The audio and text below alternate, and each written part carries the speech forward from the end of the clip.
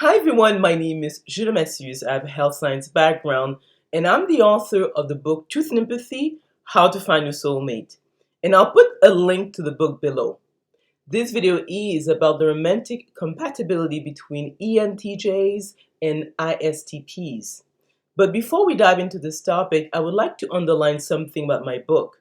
It is written from a health science point of view, so we'll be looking at the anatomy, physiology, brain dominance, and so forth of the 16 MBTI personality types.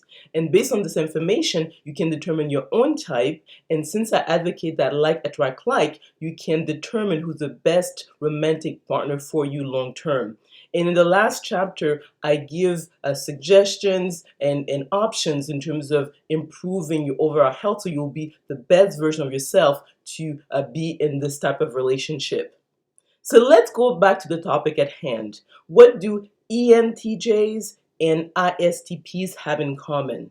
Obviously, they're both thinkers. So these are people who are left brain dominant and are interested in not people but are object oriented. So they'll be able to understand each other logically.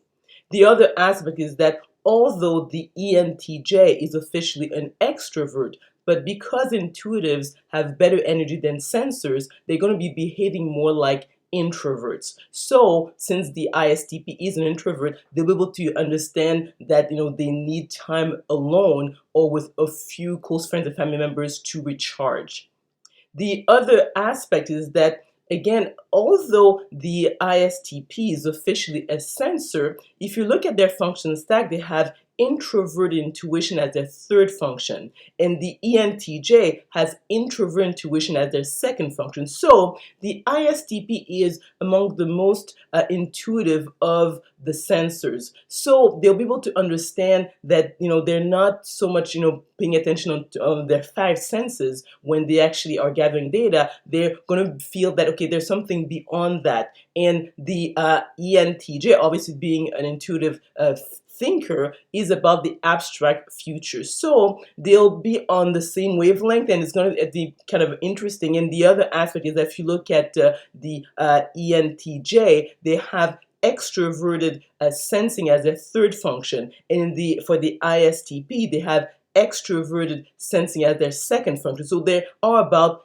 action in the moment. So you'll see ENTJs are the type of people who like to implement a plan as soon as possible. So again, they will appreciate that about each other. Now, they are going to face some challenges. The first aspect, obviously, one is the intuitive thinker, and the other one is a sensor. So, again, although, yes, they are more intuitive than most sensors, but still, the ENTJ is going to be more so in terms of paying more focus to the abstract future compared to the ISTP.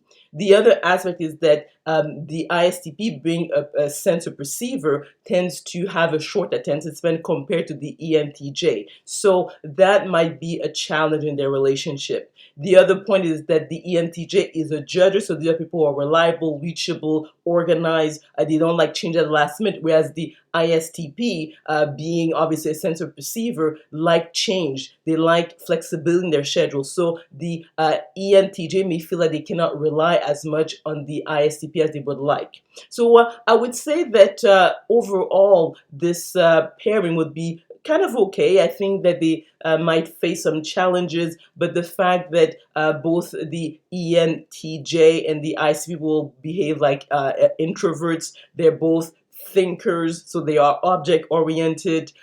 They might need maybe some people, an outside sort of a party to help them in their relation, because since they are both thinkers, they're not very good in terms of relationship and be able to you understand their own emotion and that of others. So that might be a challenge, because if you look at their feeling function, it's for both of them is their third function, so it's their weakest conscious function. So that may require help from, again, a third party. The other aspect is that they're both like they have a introvert intuition either at their second function for the ENTJ and their third function, the ICP. So they will understand each other kind of intuitively. But again, the fact that one is a judger, the one is a perceiver, one is an intuitive thinker, the other one is a sensor perceiver, might put some strain in a relationship. And also because the fact they're both thinkers, they usually are not good when it comes to their relationship in general. So I would say